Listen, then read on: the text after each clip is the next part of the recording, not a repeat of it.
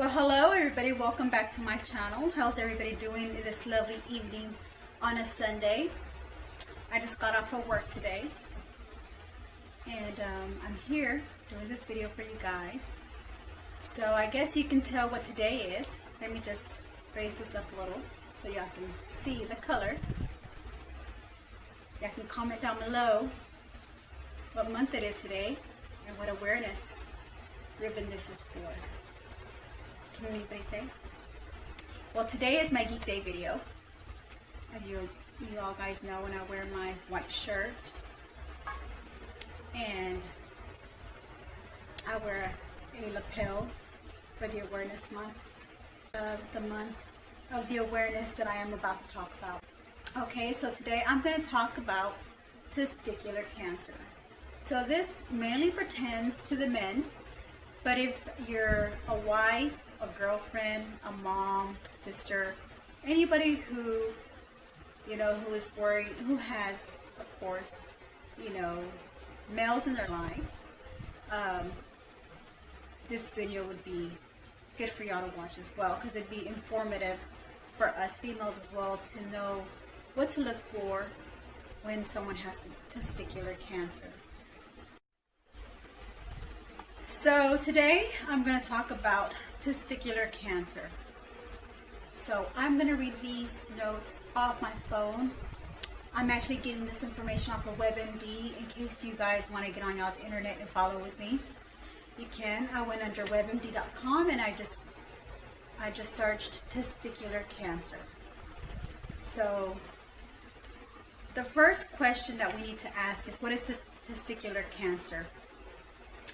Testicular cancer happens when abnormal cells in the testicles divide and grow uncontrolled. In some cases, certain benign, non-cancerous, that's what benign means. I'm sure you all knew what benign means, which is non-cancerous tumors may progress and become cancer. Testicular cancer can form in one or both testicles in men or young boys. So we're going to go into what are the symptoms of testicular cancer. Symptoms of testicular cancer include a lump, irregularity, or enlargement in either testicle, a pulling sensation or feeling of unusual heaviness in the scrotum, a dual ache in the groin or lower abdomen, and pain or discomfort which may come and go in a testicle or the scrotum. Now, I am going to go to what causes testicular cancer, and after that, I'm going to read the slideshow of the testicular cancer. So first, let's ask. So, what causes testicular cancer? Researchers don't know the exact causes of testicular cancer, but risk factors include age. Testicular cancer can happen at any age, but most often occurs in men between ages of 15 to 40. So that is something to kind of keep that in the back of your mind if you have sons, of the ages of 15 on up, to be aware, to let y'all be aware and not be embarrassed to come to you to let you know that there's something going on in his region. So just make sure you have a talk to your son about this topic. Okay, so continuing on, it says undescended testicle, family history, race and ethnicity. The risk for testicular cancer in white men is more than 5 times that of black men and more than double that of Asian American men. So I want to go into, before I go into the treatments of testicular cancer, I want to go into the slideshow that they have on this website, which I was reading earlier, and I really feel like everybody should see that slideshow because it was very informative And I really liked, I think it gave me more information than me just reading off the symptoms and what causes it and what is testicular cancer. So I kind of felt like it was kind of making me help understand testicular cancer. I'm in the slideshow of the testicular cancer. Okay, it shows a diagram of the area of that part of the men, but I'm not gonna show that on camera, of course, because of children, you know. So let's talk about what is it. It's actually testicles, the male sex organs that hang in the scrotum just below the penis. Makes sperm and the hormone testosterone. Like most other parts of your body, they can get cancer. It's rare compared with other cancers, but it's the most common one in men ages 15 to 35. Even if it spreads outside the testicle, it's very treatable. The next slideshow says types of testicular cancer. Most testicular cancer starts in germ cells, which makes sperm. There are two main types of germ cell testicular cancer. One is non-seminomas, tend to happen in younger men and spread quickly. So that's why I ask mothers who have sons that are the age of 15 to please talk to them, because it happens in younger men and it spreads quickly, like I just read. So older men are more likely to have seminomas. These typically don't spread as fast as non-seminomas, which is confusing because when you say non-seminomas, it kind of makes you think, okay, it doesn't spread as quick, but it's really the non-seminomas that does spread quicker, and the regular seminomas typically doesn't spread as fast. And I want to go further into what a germ cell is. Germ cell tumor, or GCT, is a neoplasm derived from germ cells. A germ cell is any biological cell that gives rise to the gametes of an organism that reproduces sexually. In many animals, the germ cells originate in the primitive streak and migrate via the gut of an embryo to the developing gonads. There they undergo meiosis, followed by cellular differentiation into mature gametes, either eggs or sperm. So that's a definition of a germ cell.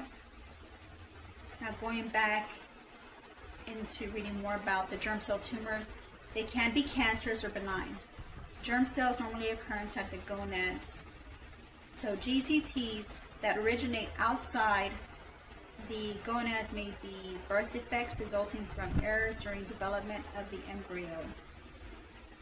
So seminoma, I'm saying, you know, testicular cancer, having cancer at all is bad. But seminoma has 95% chance of being discovered in the early stages with a survival rate of 95%. So, but non-seminoma tumors have four main subtypes, which is embryonal carcinoma, yolk sac carcinoma, choriocarcinoma, and teratoma. These tumors generally occur between the teen years and early 40s. They also tend to grow and spread more quickly than seminomas. Testicular cancer may involve one or both kinds of tumors. Now going back to my slideshow. So we all know that the germ cell produces the male's sperm.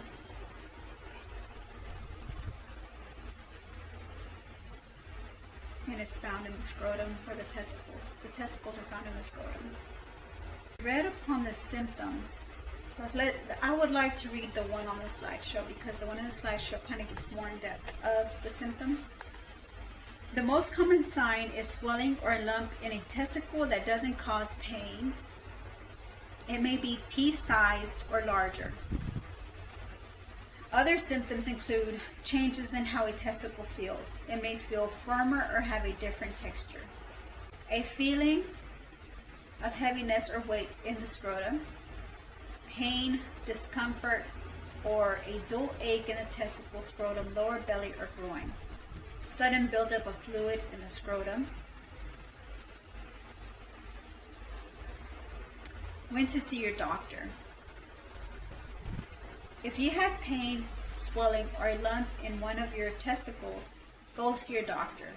Don't put it off more than 2 weeks. If it is cancer, early treatment can make you more likely to be cured. If you wait to go to your doctor, that gives the cancer time to spread to other parts of your body. So what causes it? As we all read, doctors don't know what causes testicular cancer. They know it starts like other types of cancers, when certain cells are benign to grow out of control and form a tumor.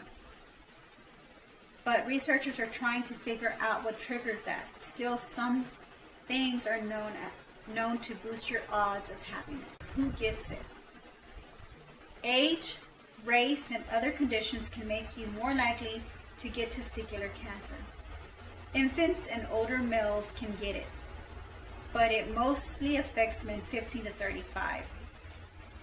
Now that really shocked me when I read it. It said infants and older males. Well, older males doesn't shock me, but infants. Even at infants, they can have testicular cancer, which I did not know. I'm not sure if y'all knew that. Any of my viewers knew that, but I didn't know infants can get it. So make sure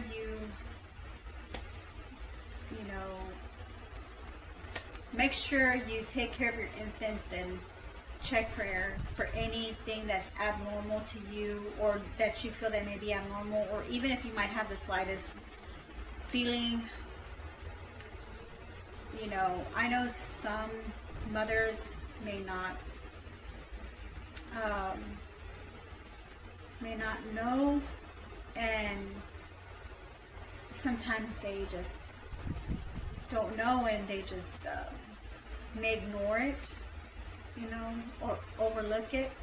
So just check. Please check your child, and just so y'all can be sure. And if you feel more comfortable for a doctor to determine whether your child is fine or not, or even before taking your infant home from a doctor's visit, let your doctor, ask your doctor to check your infant for that. So that really shocked me when I read that. Now, white males get it more than others. Conditions that affect how testicles develop can raise your chances. One example is Klinefelter syndrome, a genetic condition that can make you more likely to have an undescended testicle. An undescended testicle. Before birth, the testicles develop in a baby's belly. They usually drop into the scrotum by the time he's born, or at least by age 1. So, mothers, again, make sure you check or have your doctors check that. You want to be very preventative about, testicular cancer, preventative of this disease, because I did not know that about baby boys, that their testicles have to drop into the scrotum by the time they're born, or at least by age 1. So that raises concern.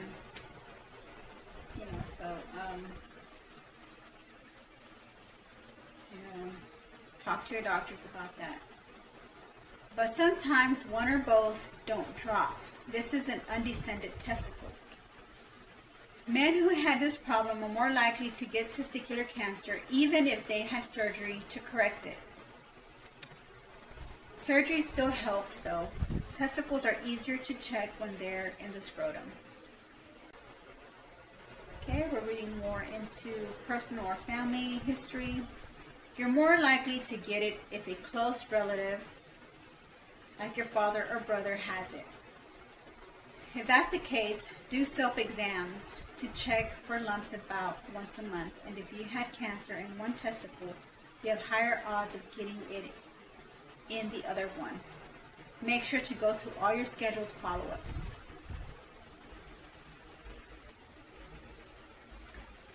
How is diagnosed? Blood tests. In many cases, men find a lump on their own or their doctor finds them during a routine exam.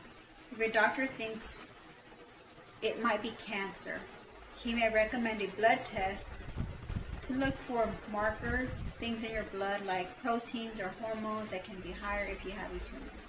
How is diagnosed? Ultrasound and surgery. With other types of cancer, doctors often test a tumor sample for cancer. But they don't do that for testicular cancer because they can damage a testicle and cause a cancer to spread. Instead, your doctor probably will do an ultrasound, which makes images of your scrotum and testicles. If it looks like you have cancer, you may have surgery to remove the testicle and have it tested. This will tell if it's cancer and what kind it is.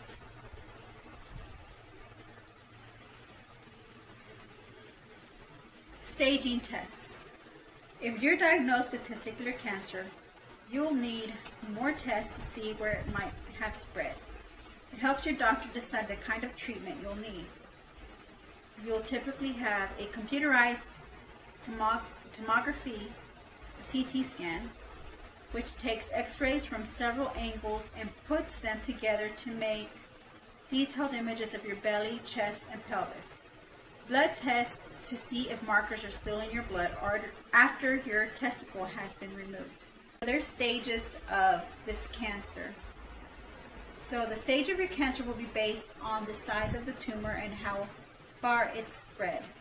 Of course, I'm not going to show you the diagram because I will have to go through the diagram and explain it to you guys, which I should have done, but I had so many things happening for me this month that I just didn't quite do a very thorough in-depth study where I show you diagrams and go through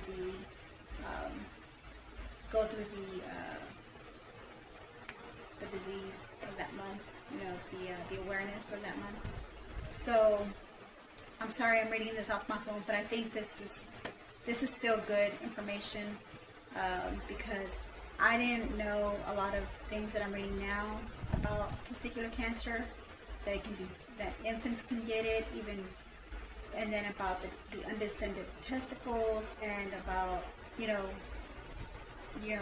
men can get it like at the age of 15. So that I didn't know that, and I'm not sure if you mothers knew that as well, or the doctors informed you of that. But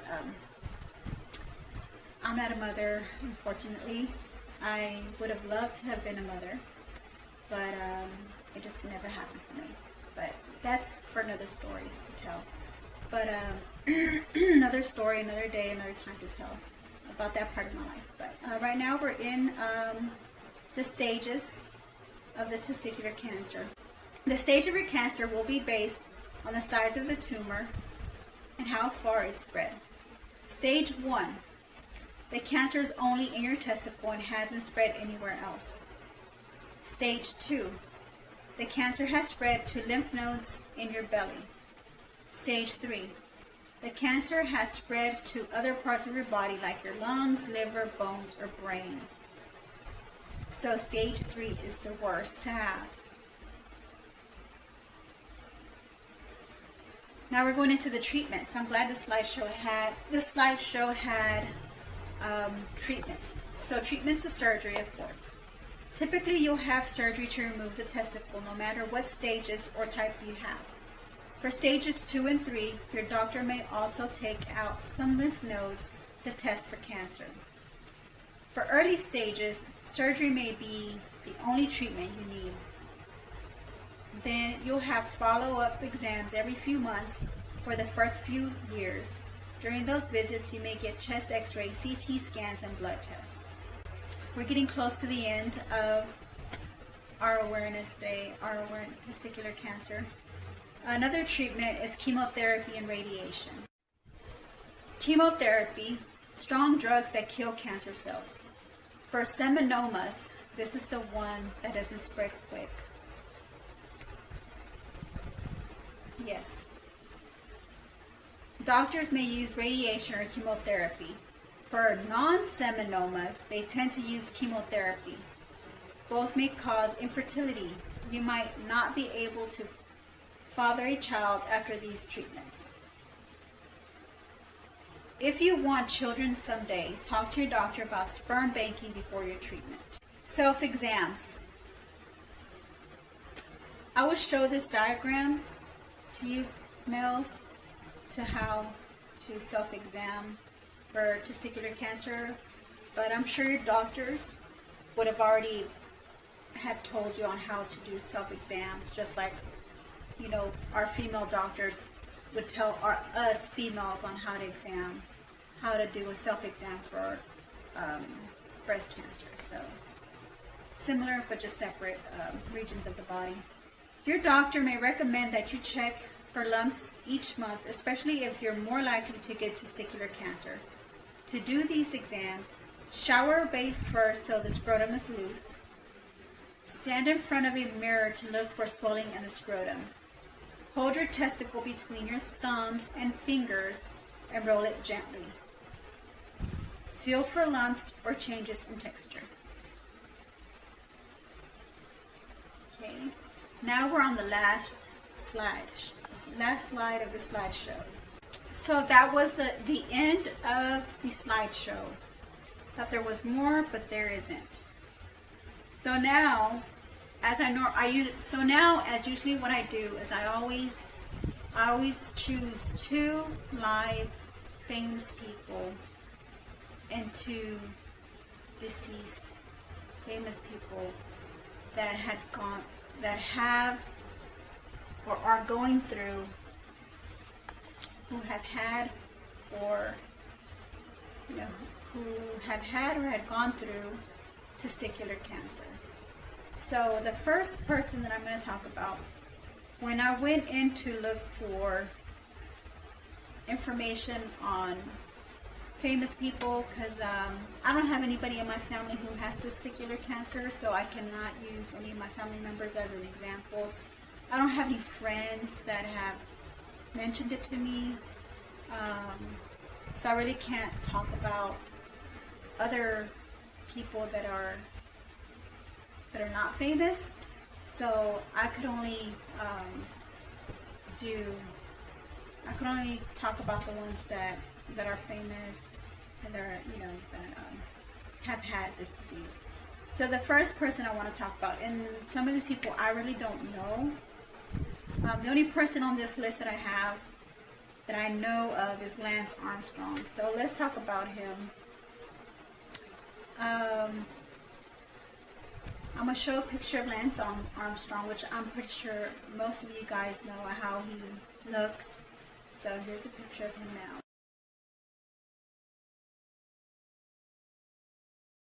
So let's talk about Lance Armstrong. His name is Lance Edward Armstrong. He was born as Lance Edward Gunderson, September 18, 1971.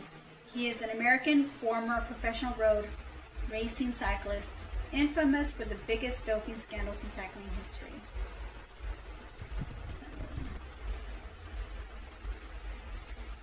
It goes on to tell about some personal information. It goes on to tell about team information,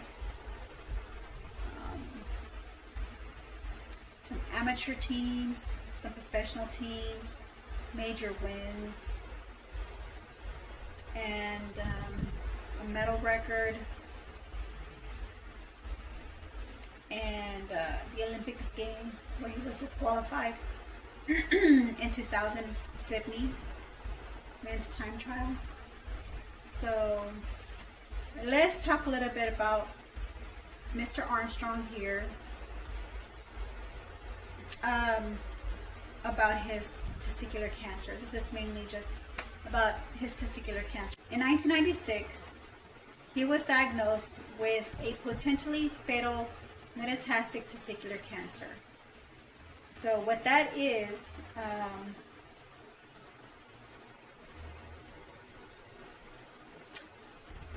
we all know what testicular cancer is, but metastatic, it's something more different. It's metastasis. Metastasis is a pathogenic agent spread from an initial or primary site to a different or secondary site within the host's body. It is typically spoken of as such spread by a cancerous tumor. The newly pathological sites then are metastasis or mets. It is generally distinguished from cancer invasion, which is the direct extension and penetration by cancer cells into neighboring tissues. Here we go. It just shows you how cancer spreads, okay? It's like a little parasite that's right outside this vein. So that's how it shows how cancer is spread. That diagram showed how cancer was spread. So after his recovery, after Lance Armstrong recovery, he founded the Lance Armstrong Foundation, now the Live Strong Foundation, to assist other cancer survivors. So, and then the rest just goes on to talk about him going back, returning to cycling in 1998, and then between 1998 and 2005, when he won his Tour de France titles as a bronze medal in 2000 of Summer Olympics. Armstrong retired from racing at the end of the 2005 Tour de France, but returned to competitive cycling with the Astana team in January 2009, finishing third in 2009 Tour de France later that year. And then there were some in-between races he did in 2010 and 2011 with the Team Radio Shack, UCI Pro Team he helped found. And then he retired a second time in 2011. So that's what I have on Armstrong. Let's look at another person I do not know of. This person's, he's an ice hockey player. I just figured, I mean, we're in the sports, we're talking about sport famous people, people who are into sports or athlete, you know, who are athletic.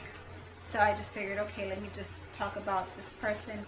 His name is Brandon Davidson, and he's an ice hockey player. So here's a picture of him.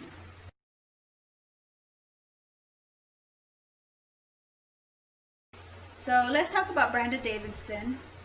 He was born on August 21st, 1991. He's a Canadian professional ice hockey defenseman who is currently playing with the Rockford Ice Hogs in the American Hockey League, AHL, while under contract to the Chicago Blackhawks of the National Hockey League. So I'm not sure if you men know who this guy is. Some of you may not know him. Y'all may know these teams. I don't. Sorry. I'm not really much of a sports fan. Sorry to say. But that's not to say that I won't talk about sports. I will talk about sports. If I have to make a video on sports, I will. You know, to attract more male viewers to my channel. So he has also played for the Edmonton Oilers, Montreal Canadiens, and New York Islanders. Davidson was selected by the Oilers in the 6th round, 162nd overall in the 2011 NHL entry draft.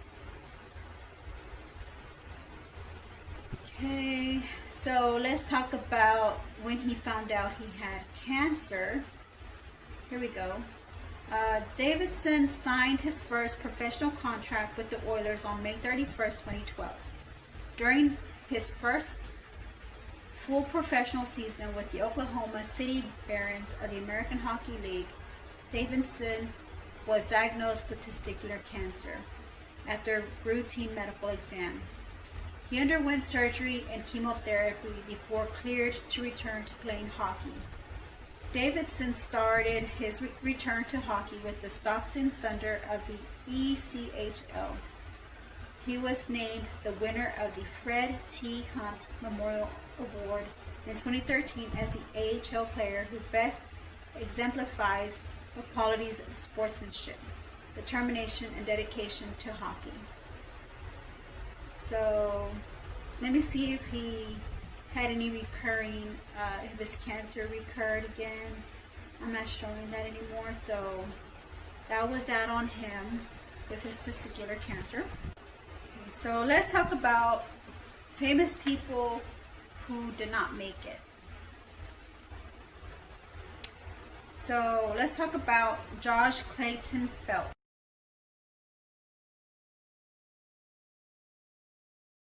I don't know him or anything, but I saw that he's a recent person that recently passed away. He passed away at the age 32. He was an American singer, songwriter, and multi-instrumentalist. He co-founded the alternative rock band School of Fish and later embarked on a solo career. So apparently there was a breakup of the School of Fish. Clayton Phelps released an album independently in 1994 and landed a deal with A&M Records in 1996. His album, An Articulate Nature Boy, was released in February 1996. It scored airplay on college radio and led to tours with Tori Amos and Del Amitri. The record did not sell well and Clayton Phelps was dropped. He had been writing a follow-up record to be titled Center of Six, which he continued to work on in 1998 and 1999 with session drummer Steve Scully. In December 1999, while still writing for the album, Clayton Phelps was diagnosed with choriocarcinoma. Let's read into that one. Choriocarcinoma is a malignant trophoblastic cancer, usually of the placenta. Trophoblastic are cells forming the outer layer of a blastocyst, which provide nutrients to the embryo and develop into a large part of the placenta. They are formed during the first stage of pregnancy and are the first cells to differentiate from the fertilized egg. I did not know that you can get this while you're pregnant. So your son can have this while you're pregnant. Trophoblast is also collectively referred to as the trophoblast after gastrulation is a phase early in the embryonic development of most animals. The trophectoderm, as it is then contiguous with the ectoderm. Ectoderm is one of the three primary germ layers in the very early embryo. The other two layers are the mesoderm, which is the middle layer, and endoderm, most proximal layer, with the ectoderm as the most exterior or distal layer. Okay, so I don't want to get off topic here. We're going too in-depth in medical in-depth of his condition here of the choriocarcinoma, the trophoblastic cancer in the placenta. So let's go back and reading more about him. Choriocarcinoma, a rare form of a particularly aggressive testicular cancer with the worst prognosis of all germ cell cancers. He died a month later at the age of 32. Robert B. Weedy delivered the eulogy at Clayton Phelps' funeral in early 2000. So that's on Josh Clayton Phelps and testicular cancer. He died at a very early age, 32. That's very sad. I feel for his family, his loved ones that go through, that have to go through, have to go through, family members who have this disease, who have cancer. Let's go to another person I do not know. His name is Gunnar Nilsson.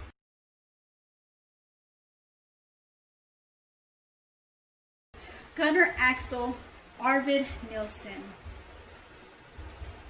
He was a Swedish racing driver.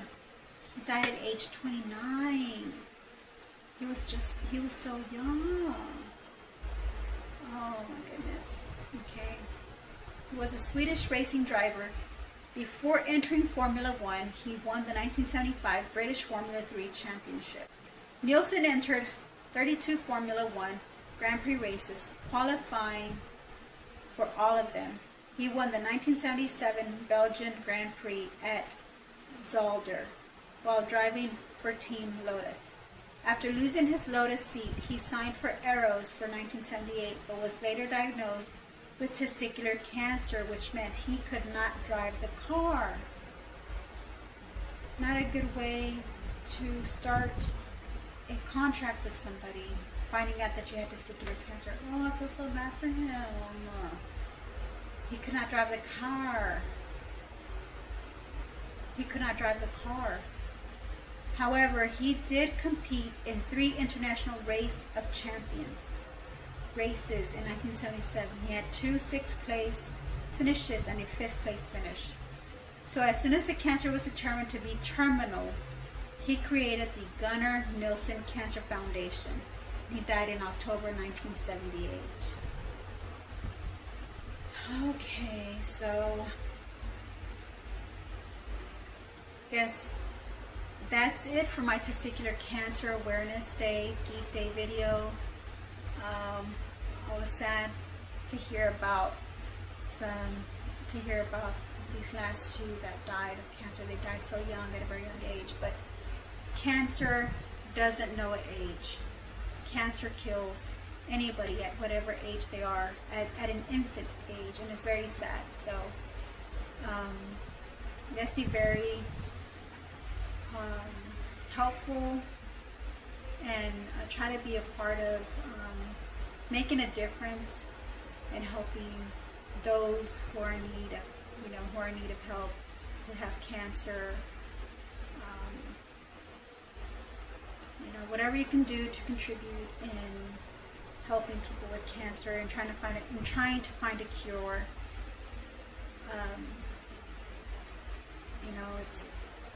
It's hard because cancer has been with us for millennials, and we still haven't been able to find a cure in this day and age. I mean, we're already in the ages of technology, and we still haven't been able to find a cure to fight cancer. And to me, I think that's very unfortunate, very sad that we have not, or somebody out there has not been able to find a cure.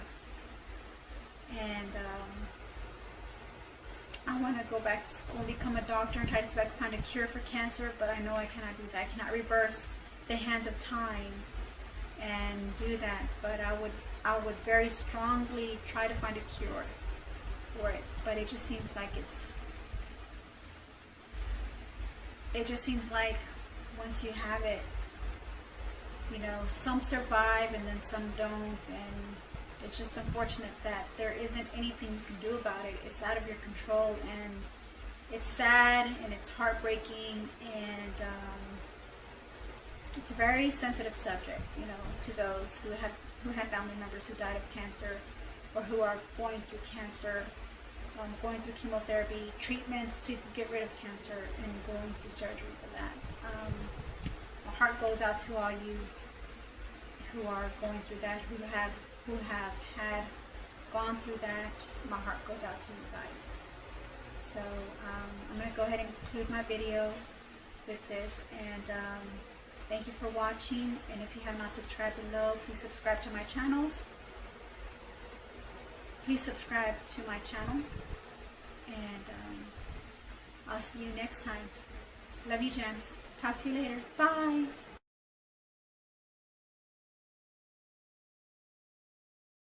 Gunnar Axel Arvid Nilsson.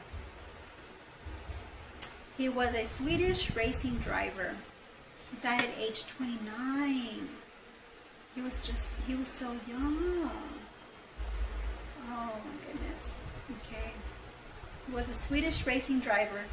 Before entering Formula One, he won the 1975 British Formula 3 Championship. Nilsson entered 32 Formula One Grand Prix races, qualifying for all of them.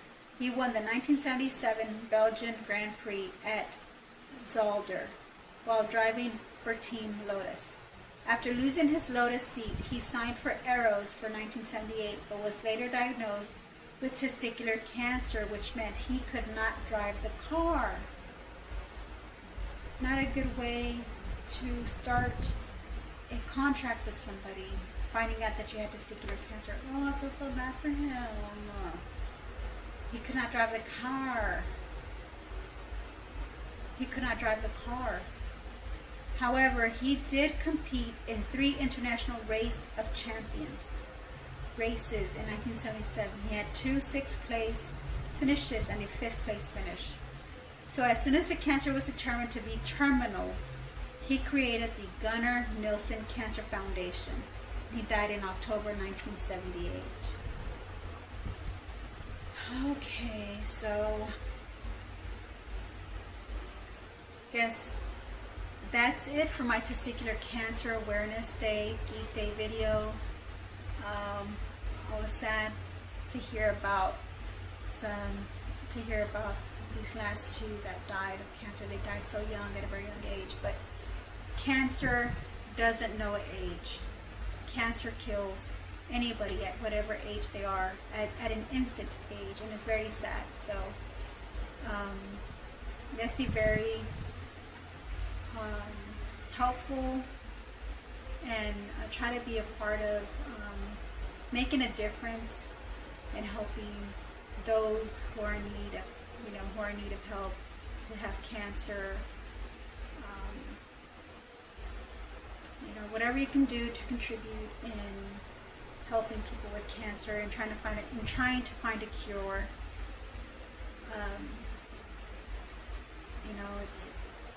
It's hard because cancer has been with us for